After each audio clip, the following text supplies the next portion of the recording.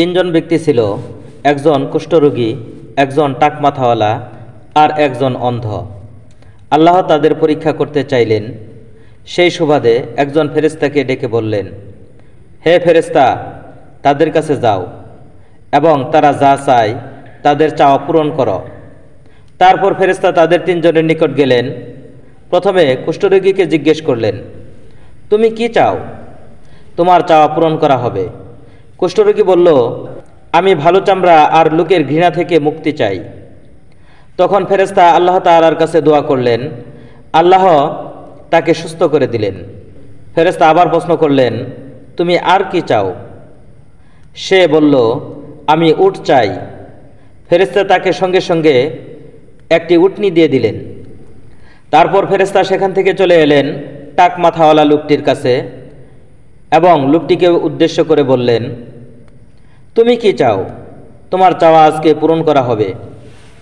টাক মাথাওয়ালা লোকটি বলল, আমি আমার মাথায় সুন্দর চুল চাই। তারপর আল্লাহর হুকুমে তার মাথায় সুন্দর চুল ভর্তি করে দেওয়া হলো। ফেরেশতা আবার লোকটিকে প্রশ্ন করলেন, তুমি আর কি চাও? তখন লোকটি গরু চাইলেন। ফেরেশতা তাকে গরু দিয়ে দিলেন। অবশেষে ফেরেশতা সেখান থেকে চলে এলেন অন্ধ লোকটির কাছে এবং অন্ধ লোকটিকে বললেন, তুমি কি চাও? তোমার চাওয়া আজকে পূরণ করা হবে। অন্ধ লোকটি বলল, আমি আমার দৃষ্টিশক্তি ফিরে চাই। আল্লাহর আদেশে তার দৃষ্টিশক্তি ফিরিয়ে দেওয়া হইল। ফেরেশতা আবার বললেন, তুমি আর কি চাও? সে ছাগল চাইল। তাকে ছাগল দিয়ে দেওয়া হলো। এভাবে ফেরেশতা তিনজন ব্যক্তিরই মনের ইচ্ছাকে পূরণ করে দিলেন। তারপর কয়েক বছর কেটে গেল। এই কয়েক বছরের মধ্যেই তারা সকলেই ধনী হয়ে গেল।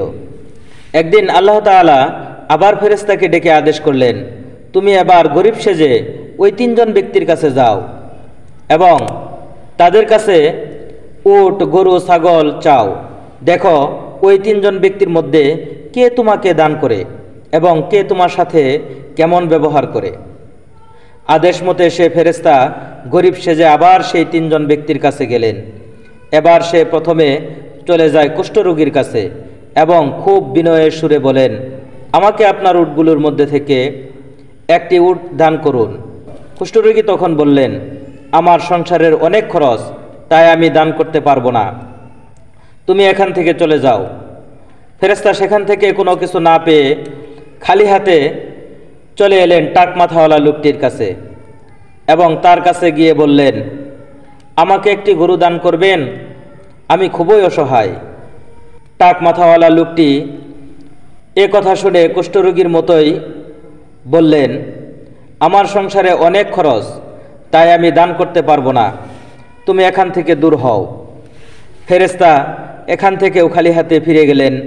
অবশেষে ফেরেশতা তৃতীয় লোকটির কাছে গেলেন এবং যে কিনা অন্ধ ছিল তার কাছে বললেন, আমাকে একটি ছাগল দেবে? আমি খুবই অসহায় এবং দরিদ্র। অন্ধ বলল, এইসব তো আল্লাহই দিয়েছেন, যা খুশি তুমি নিয়ে যেতে পারো।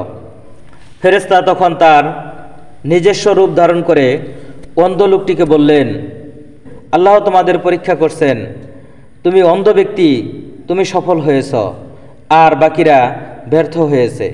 তো বন্ধুরা, এই ঘটনা থেকে আমরা শিখতে পারলাম আল্লাহর নিয়ামতের কৃতজ্ঞতা করা, তার দানকে অন্যের সাথে ভাগ করে নেওয়া ইমানের পরীক্ষা। আল্লাহ তাআলা আমাদের সকলকে এই ইমানি পরীক্ষায় উত্তীর্ণ হওয়ার জন্য তৌফিক দান করুন। সকলেই বলি আমিন।